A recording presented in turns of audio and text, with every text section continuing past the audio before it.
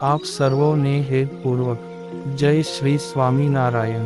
આજની સત્સંગ કથા વાર્તા નિજ મંદિર સાવરકુંડલા। આજની સત્સંગ કથા વાર્તામાં આપણે પવિત્ર ચાતુર્માસ અંતર્ગત શ્રીમદ સત્સંગી જીવનની કથા સાંભળશું। પ્રકરણ 3 અધ્યાય 62। શ્રી નારાયણ મુનિ કહે કે, હે ભક્તો, તે રાત્રિએ તેઓ બંને રાજકન્યાનું જ પરસ્પર ગુણ કીર્તન કરતા હતા કે શું આશ્ચર્યરૂપ એ કન્યાનું રમણીય શરીર, શું એની નવીન તારુણ્યતા, શું એની ગુજરૂપી લતાઓ, શું એનું મંદ હાસ્ય, શું એની મોતીના ફળ જેવી મધુર વાણી। આ પ્રકારે પર્વત નારદ પ્રત્યે કહેવા લાગ્યા કે, હે નારદ, એ જયંતીનું મુખ કમળ પૂર્ણિમાના ચંદ્રમા જેવું નિહાળ્યું કે પછી વિકસેલા કમળ જેવું નિહાળ્યું છે। તે સાંભળીને નારદજી કહેવા લાગ્યા કે, હે પર્વત, એ જયંતીનું મુખ નિષ્કલંક છે, એની આગળ કલંકરૂપ ચંદ્ર પણ શું, એમનું પ્રસિદ્ધ મુખ કમળ ક્યાં ને જળ કમળ ક્યાં, એની સાથે તેની તુલના પણ ન થઈ શકે। આમ હે ભક્તજનો, બંને ઋષિ મુનિઓ સ્ત્રીના દર્શનથી આ પ્રકારની દશા પામ્યા હતા। તેમજ પ્રાતઃકાળે અંબરીશના નગર પ્રત્યે પધાર્યા। નગરની નારીઓ તેઓના રૂપનું દર્શન કરતાની સાથે જ મોહ પામી, સર્વ પુરજનો વિસ્મય પામ્યા, તેમજ ભેળા મળીને મુનિઓને જ નિહાળવા લાગ્યા। પછી તો સ્વયંવર સમયે રાજસભામાં બંને મુનિઓ પધાર્યા, તેમજ રાજાએ આમંત્રિત કરેલા બીજા રાજાઓ પણ ત્યાં પધાર્યા। બંને ઋષિઓ કામથી મોહ પામીને તત્કાળ કન્યા પ્રાપ્તિને અર્થે કન્યાના પ્રવેશ દ્વારની સમીપમાં જ બેઠા।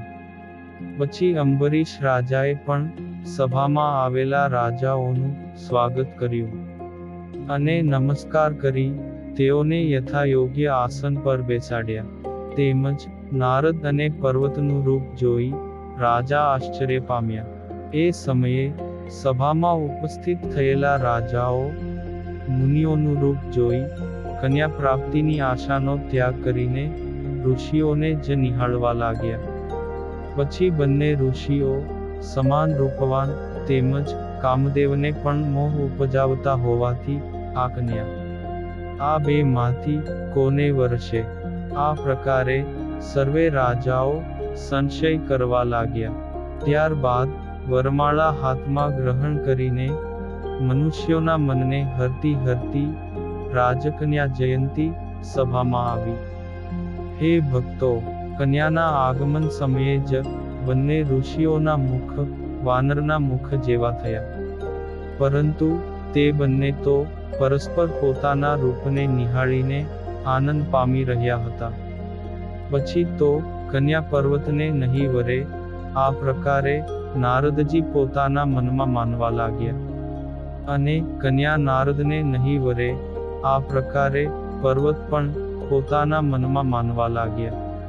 ત્યારે જયંતી કન્યા તો બંને મુનિને નિહાળીને ભય પામી ને ત્યાંથી દૂર ભાગી।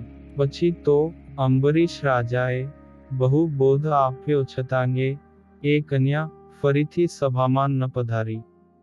ત્યારબાદ અંબરીશ રાજા મુનિઓની સમીપે પધાર્યા ને કહેવા લાગ્યા કે, હે મુનિઓ, મારી કન્યા તમારાથી ભય પામી છે, તેથી અહીં ફરી આવતી નથી, માટે તમે અહીંથી ભગવદ ભજન માટે વિદાય સ્વીકારો।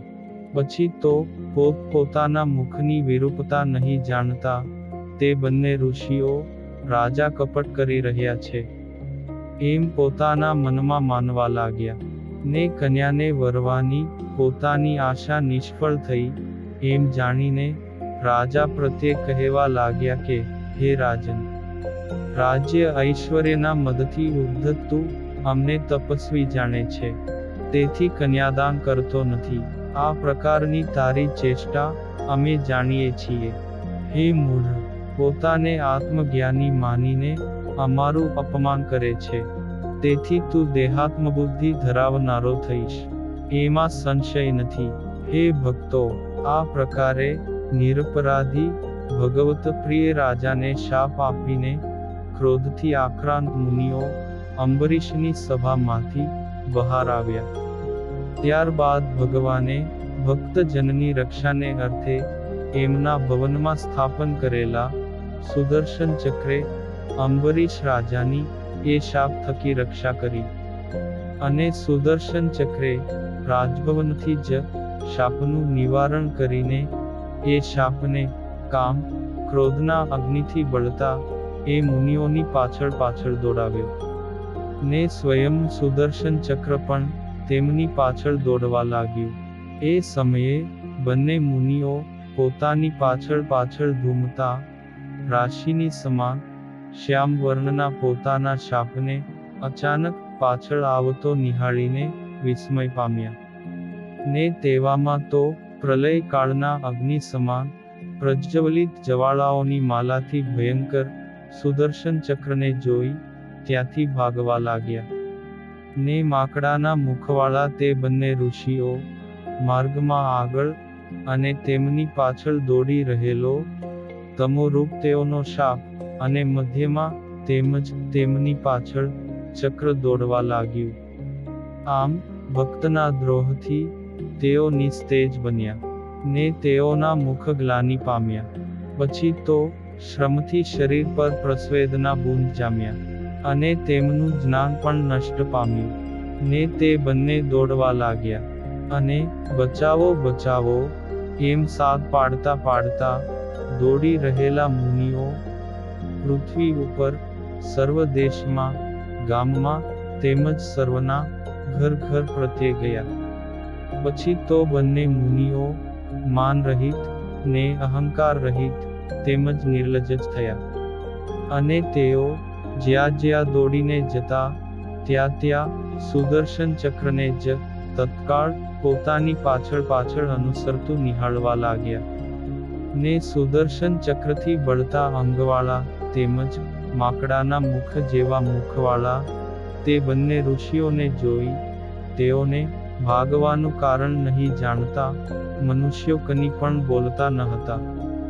ક્યારેય પણ નહીં અનુભવેલી ને નહીં સાંભળેલી અતિશય વ્યથાને પામેલા તે મુનિઓ સર્વ અધોલોકમાં ભમવા લાગ્યા.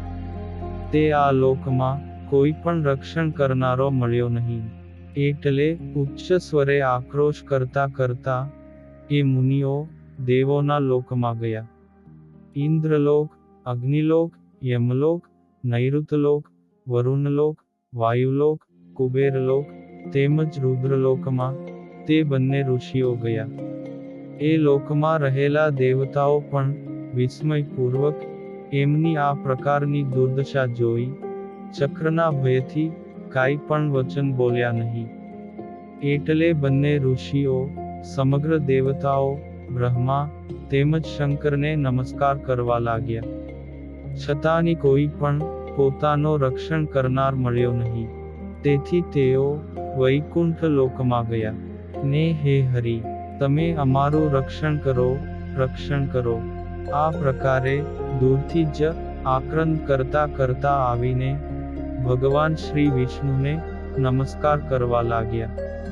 પછી દયાળુ ભગવાને કૃપા કરીને મુનિઓની સુદર્શન ચક્રથી રક્ષા કરી, તેમજ ભક્તના એ શાપને સ્વયં સ્વીકાર્યો. આમ હે ભક્તજનો, આ પ્રકારે પૂર્વે નારદ અને પર્વત સ્ત્રીના દર્શન માત્રથી અતિશય કષ્ટ પામ્યા છે. માટે મારા ભક્ત મુમુક્ષુ કે મુક્ત પુરુષોએ પોતાના હિતને માટે સ્ત્રીઓનો પ્રસંગ સર્વ પ્રકારે ક્યારેય પણ ન કરવો. એ જ પ્રકારે મુક્ત પુરુષે પણ મૈથુન આસક્ત એવા પશુ પક્ષીનું દર્શન ન કરવું. તો પછી મુમુક્ષુઓની તો વાત જ શી કરવી. પૂર્વે મુક્ત સ્થિતિને પામેલા બ્રહ્મનિષ્ઠ જીતેન્દ્રિય સૌભરી ઋષિ પણ માછલીના મૈથુન ક્રિયાના દર્શનથી પોતાના બ્રહ્મચર્ય વ્રતથી ભ્રષ્ટ થયા છે. જ્ઞાનના બળથી અથવા ભક્તિના બળથી મારા વાક્યનું ઉલ્લંઘન કરીને જે મનુષ્ય સ્વૈચ્છાચારી થશે, તે મનુષ્ય કામને વશ થઈ ધર્મભ્રષ્ટ થશે ને બહુ કષ્ટને પામશે. માટે તમે સર્વેએ મારા આ વચનોનું દ્રઢતાપૂર્વક પાલન કરવું. ઇતિ શ્રીમદ સત્સંગી જીવને નારાયણ ચરિત્રે ધર્મશાસ્ત્રે તૃતીય પ્રકરણે વડતાલ ધામમાં પુષ્પોદોલોત્સવ પ્રસંગે ભક્તજનોની શિક્ષાના હેતુથી સ્ત્રીઓના પ્રસંગથી મુક્ત સ્થિતિને પામેલા એવા નારદ અને પર્વતની દુર્દશા થઈ તેના નિરૂપણ નામે 60મો અધ્યાય સંપૂર્ણ. અને હવે પછીની કથા વાર્તા આપણે આગળના ભાગમાં સાંભળશું. અત્યારે આપ સર્વોને ભાવથી જય શ્રી સ્વામિનારાયણ.